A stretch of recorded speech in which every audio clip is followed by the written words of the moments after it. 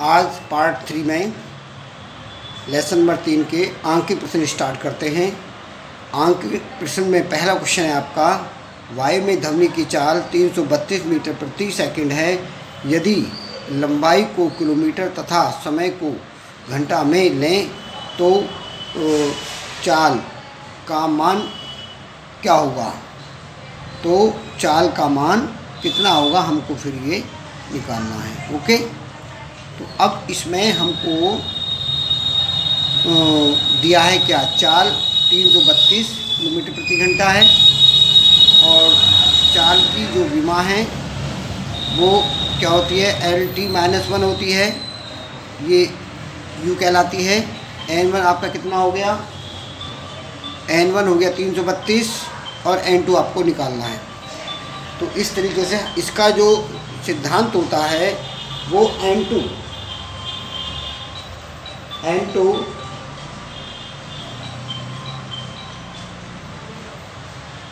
सिद्धांत N2 = N1 U1/U2।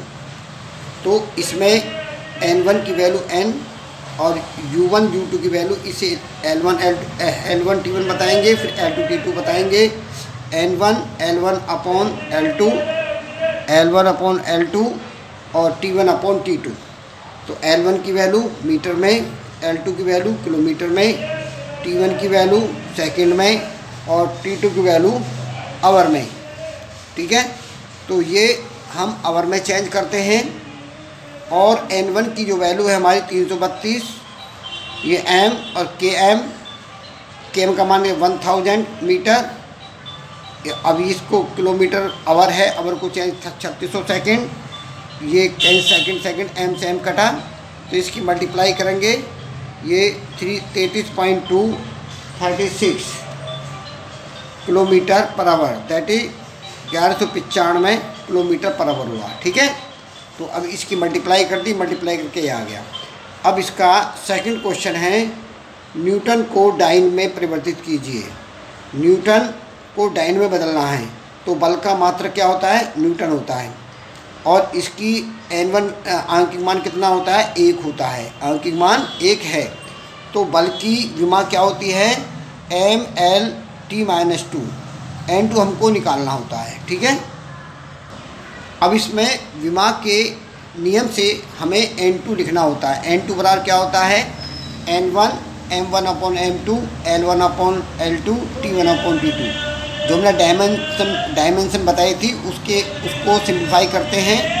तो N1 की वैल्यू 1, M1 हमारा किलोग्राम, M2 हमारा ग्राम, L1 हमारा मीटर, L2 हमारा सेंटीमीटर, T1 हमारा सेकेंड और T2 हमारा सेकेंड। ओके, अब इसमें M की kg की वैल्यू रख देंगे, सेम नंबर काटेंगे, 1 × 10⁻3 10⁻2 डाइन अथा 1 × 5।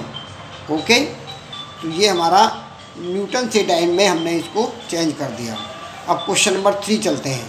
क्वेश्चन नंबर 3 में आपको देखना है, जल का जो पृष्ठ तनाव है डाइन इतने सेंटीमीटर है, यदि इसे SI पद्धति में ज्ञात करना है। पृष्ठ तनाव क्या होता है, पृष्ठ तनाव 72 डाइन पर सेंटीमीटर। आंकिक मान आपका N1 कितना है, 72। तनाव की विमा क्या होती है, MT-2। इसे एक्सपेंड करेंगे विमा के नियम से। तो कैसे करेंगे एक्सपेंड विमा के नियम से, N2 = N1 M1/M2 T1/T2 के -2। अब इसमें N2 = N1 की वैल्यू 72, M1 ग्राम और M2 किलोग्राम में है, ये सेकंड में और ये आवर में, इस और दूरी सेकंड में होती है।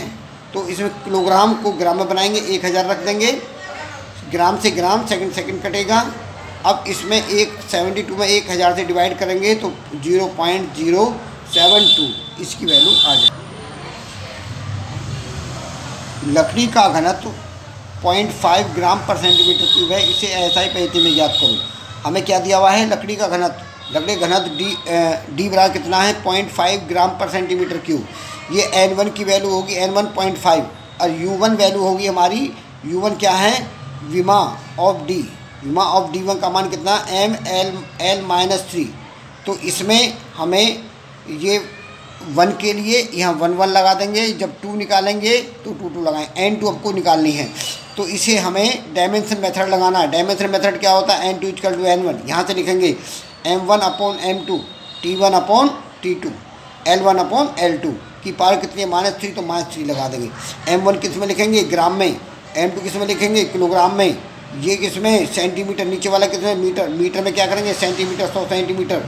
और किलोग्राम को ग्राम, 1000। ग्राम से ग्राम काटेंगे, सेंटीमीटर सेंटीमीटर काटेंगे, तो 0.5 × 10⁻³ इंटू 10⁻6। 6 में 3 पावर जाएंगे, 3 पावर बचेंगी, 3 पावर से 1 पॉइंट कम हो जाएगा, तो इसकी मल्टीप्लाई करके कितना आएगा? 500 किलोग्राम पर मीटर क्यूब। ओके, अब चलते हैं नेक्स्ट क्वेश्चन। क्वेश्चन नंबर हमारा चलता है फिफ्थ क्वेश्चन में सार्वत्रिक गुरुत्वाकर्षण नियतांक का मान हमें CGS पद्धति में 6.67 × 10⁸ मात्रक दिया हुआ है। MKS में हमको ज्ञात करना है, तो हमें दिया है नियतांक की वैल्यू इतनी है, तो इसका n1 का मान इतना हो गया।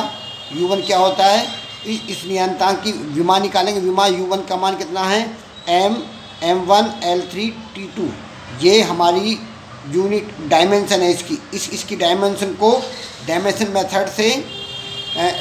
मेथड से सॉल्व करेंगे। n2 equal to n1 m1 upon m2 -1 l1 upon l2 3 t1 upon t2 -2। n1 की वैल्यू रखेंगे, m1 की वैल्यू रखेंगे, m2 की वैल्यू रखेंगे। ये ग्राम में होती है और ये किलोग्राम में होती है। ऐसी l1 सेंटीमीटर, l2 मीटर में है। मीटर क्या बनाएंगे? सेंटीमीटर बनाएंगे।